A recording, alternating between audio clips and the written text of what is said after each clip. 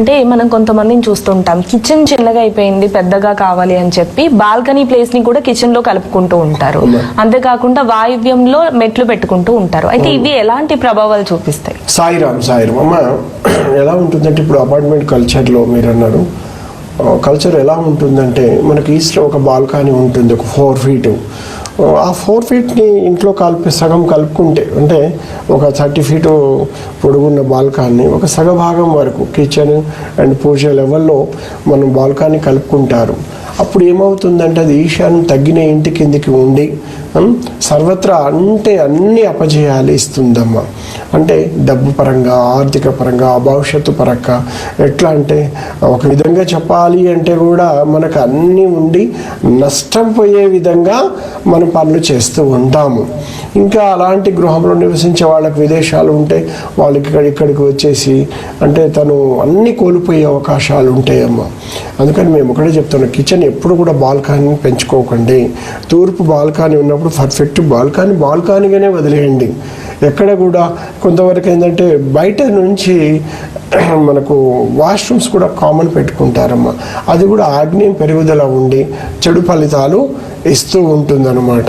ప్రధానంగా ఆగ్నేయం పెరిగి ఉన్నప్పుడు ఏంటంటే ఆగ్నేయానికి అధిపతి అగ్నిదేవుడమ్మ.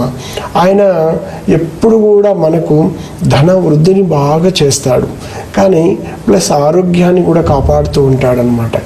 ఎప్పుడైతే మనకు ఆగ్నేయం పెరిగిందో బాల్కనీలో పూజ గదితో పాటు కానీ ఆగ్నేయం ఇట్లా పెరిగిపోయి ఈశాన్యంలో ఇలా మనం కట్ అయిపోయిందో అలాంటి గృహాలు నివాస యోగ్యమైనది కాదనేది వాస్తుశాస్త్రం చెప్తుంది. మనం ఎంతో క్లాస్గా, ఎంతో డిజైన్గా, ఎంతో అందంగా మనం తీర్చిదిద్దుకుంటాం. కిచెన్ చాలా సౌకర్యవంతంగా ఉంటుంది, కానీ అక్కడ వండుకున్న భోజనం కూడా ఒక్కొక్కసారి విషయం అవుతూ ఉంటుంది. అందుకని ఎట్టి పరిస్థితిలో కూడా ఈశాన్యం తగ్గకుండా చూసుకోవాల్సిన బాధ్యత ఉన్నది.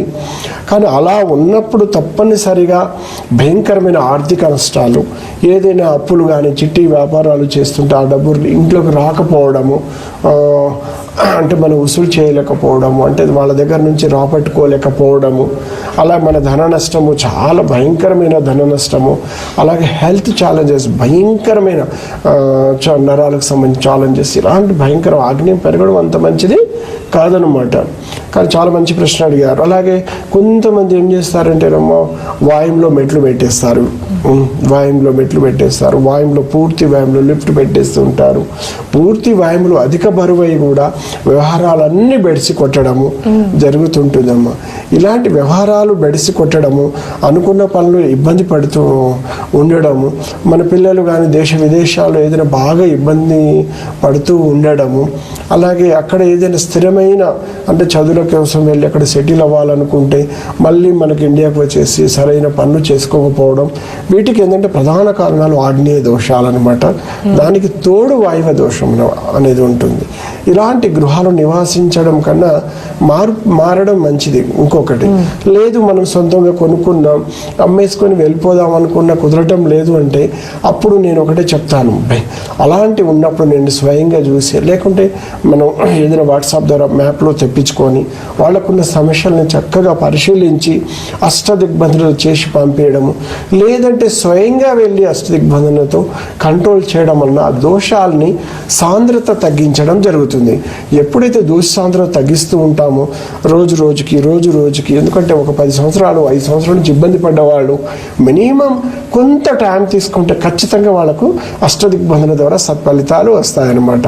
కానీ అలా అని చెప్పేసి గృహాన్ని వదిలేసి వెళ్ళడం కూడా దోషం అన్నమాట. సాయిరామ్.